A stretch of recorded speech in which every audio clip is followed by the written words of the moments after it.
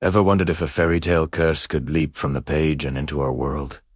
Forget apples and spinning wheels. We're diving into the true story of a queen whose rage may have cursed her family, her nation, and even the very palace she called home. This is the tale of Catherine de' Medici, the Serpent Queen of France, and the chilling curse that echoes through the halls of history. Born into the most powerful family in Florence, Catherine was a pawn in a Game of Thrones from birth, orphaned, held captive, and then shipped off to France at just 14 to marry a prince who was in love with another woman. Her life was anything but a fairy tale. For 10 long years, she failed to produce an heir, facing whispers, scorn, and the constant threat of being cast aside. In this cauldron of pressure and humiliation, a dark obsession began to brew. Catherine turned to the shadows, seeking help from the arcane arts. She surrounded herself with astrologers, seers, and alchemists. Her most trusted advisor was the legendary Nostradamus. It said that in the dead of night, they would scry into mirrors and bowls of water, desperate for a glimpse of the future. And what they saw was terrifying.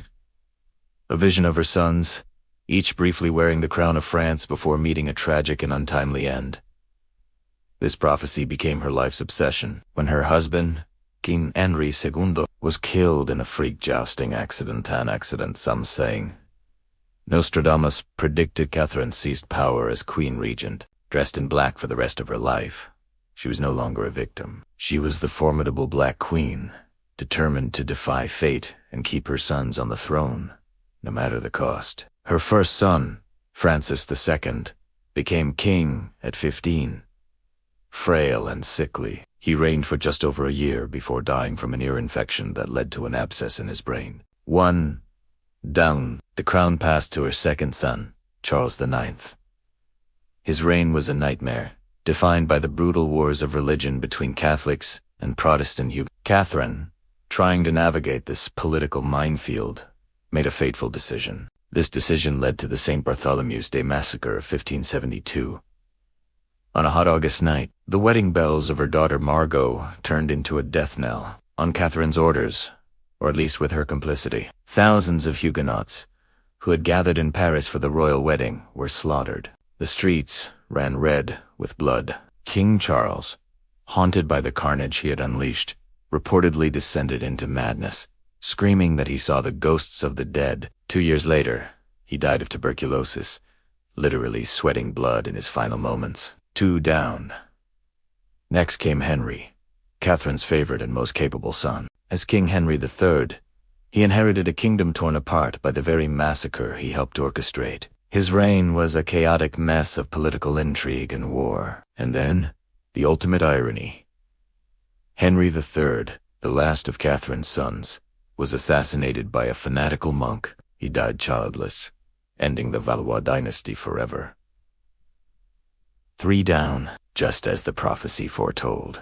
Catherine had died only 7 months earlier, spared from seeing the final, bloody chapter of her family's saga. But the curse wasn't finished.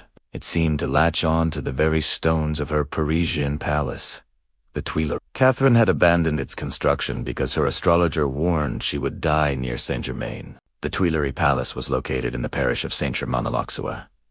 Spooked, she moved away. For the next 300 years, the Tuileries Palace became the epicenter of French turmoil. King Louis XVI and Marie Antoinette were imprisoned there before being sent to the guillotine. Napoleon used it, but his empire crumbled. It was stormed during revolutions in 1830 and 1848. Finally, in 1871, during the chaos of the Paris Commune, the magnificent palace was set ablaze and burned to the ground. All that remains today are the Tuileries Gardens, a beautiful park haunted by the memory of a palace that some say was cursed from its very foundation. So, was it a true supernatural curse, born from a queen's desperate pact with the dark arts? Or was it a self-fulfilling prophecy, where Catherine's own ruthless ambition and political machinations created the very tragedies she feared? Her relentless drive to control fate, her paranoia, and her willingness to use violence arguably sowed the seeds of her son's destruction and the kingdom's chaos.